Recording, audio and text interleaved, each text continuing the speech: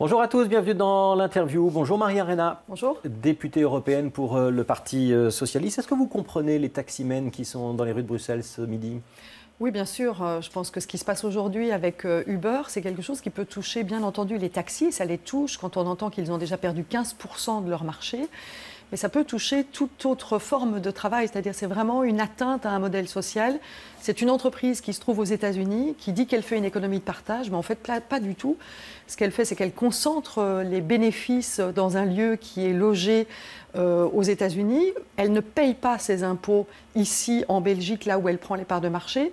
Et en même temps, elle vient détruire un modèle social, c'est-à-dire des taxis qui vont travailler sans protection sociale, sans contrat, sans salaire attribué, mais aussi des clients qui, s'ils peuvent gagner aujourd'hui parce que c'est soi-disant moins cher, ils ne sont pas non plus protégés. Donc le jour où on aura un accident, le jour où il y aura un problème vis-à-vis d'un client, eh bien le client ne sera pas non plus protégé. Ce n'est pas l'assurance individuelle du conducteur qui jouera. Tout à fait, non, parce qu'à ce moment-là, l'assurance se retournera sur une situation qui est une situation illégale. Et donc, ce conducteur ne pouvait pas prester pour rémunération, parce que cette rémunération n'est pas déclarée. Oui. Si je vous comprends bien, il faut interdire Uber.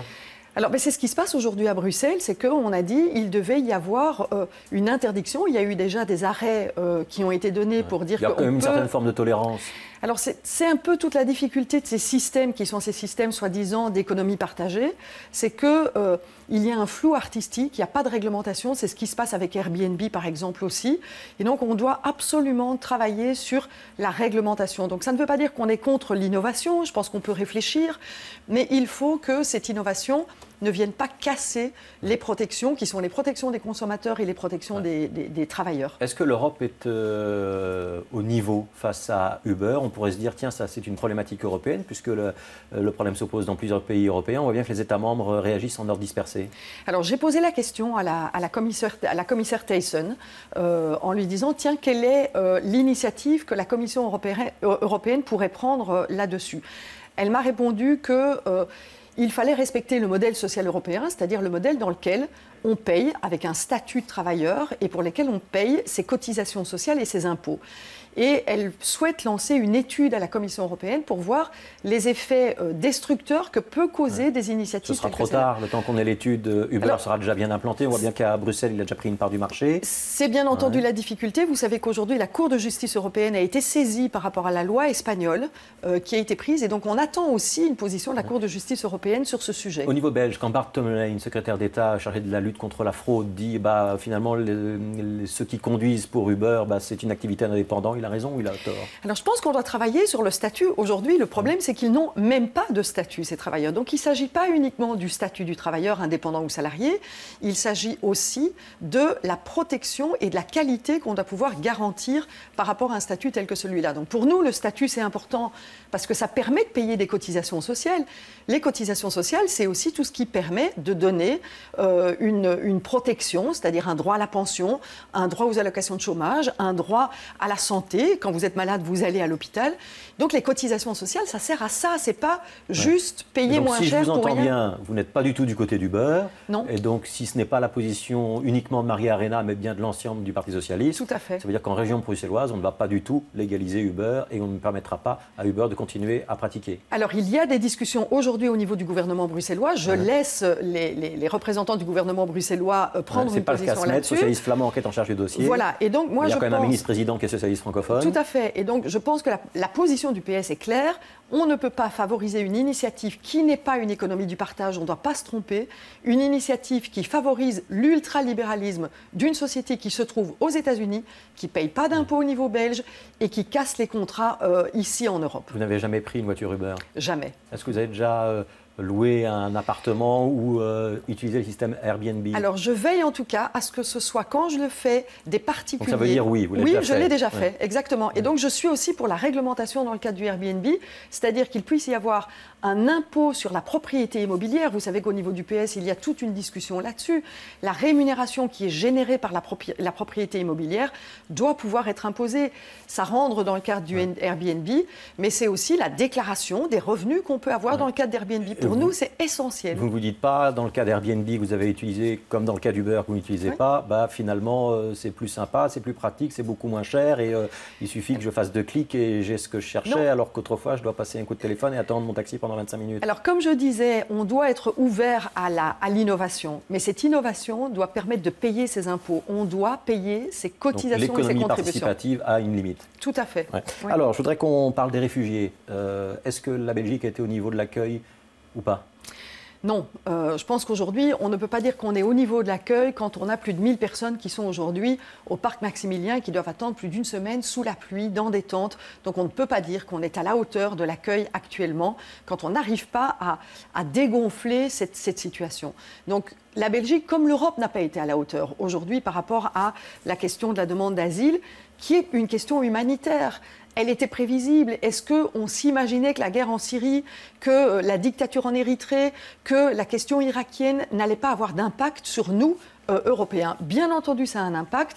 Malheureusement, cet impact n'a pas été suffisamment prévu et nous n'avons pas mis en place les dispositifs à même d'accueillir de manière digne et humanitaire cette personne. Oui, donc on parle de 160 000 réfugiés. Jean-Claude Juncker a fait un plan qu'il a soumis aux États membres pour la répartition de ces 160 000 personnes.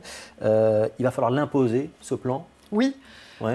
Je pense que l'Europe n'est pas un endroit où on prend quand ça nous intéresse et où on lâche quand il faut faire des solidarités. Ça veut dire que la Pologne, la Hongrie, la Slovénie, pour citer des pays réticents, on va leur imposer d'accueillir un quota de réfugiés? Bien sûr, et je pense que c'est le message que l'Allemagne a donné en disant « nous faisons notre part, mais si tous les pays européens ne font pas cette part-là, cette part d'effort, eh bien l'Allemagne ne pourra plus le faire non plus. Et donc il pourrait y avoir des sanctions. Et donc c'est ce que la commission Juncker est en train de voir, c'est de voir si un pays ne fait pas ce qu'il doit faire, tout simplement, eh bien, il pourrait y avoir des sanctions prises à l'égard de ce pays. Les ministres des Affaires intérieures n'ont pas réussi à s'entendre sur cette problématique. Ça veut dire qu'on va devoir passer au niveau des chefs d'État pour trouver une solution à la crise? Oui, bien entendu. Vous n'avez pas peur qu'on détricote le plan Juncker et qu'on se dise « Ah ben non, tiens, finalement, on va mettre un petit peu moins chez les Polonais, un petit peu moins chez les Slovènes, un petit peu moins chez les Hongrois pour que tout le monde soit d'accord » Alors, vous savez...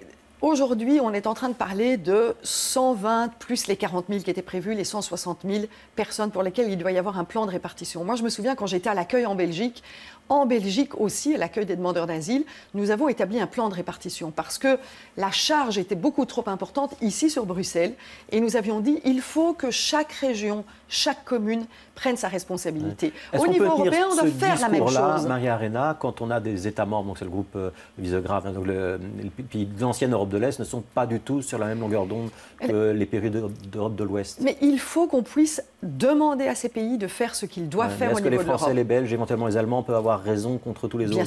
Bien sûr, on n'est pas tout seul. Et donc, nous devons absolument travailler avec les Italiens, avec les Grecs, avec les Hongrois pour trouver des solutions. Et on trouvera une majorité. Et on doit trouver une majorité, quitte à utiliser la question des sanctions, parce que cette question des sanctions, elle ne doit pas juste être utilisée quand on travaille avec la Grèce. À un moment donné, on lui impose un plan d'austérité. On fonctionne toujours par consensus. Ça veut dire qu'il y a quelque chose qui est en train de se déchirer? Non, pas du tout. C'est quelque chose qui est en train de se construire. L'Europe, elle se construit dans les solidarités et pas uniquement dans ceux qui prennent le marché européen.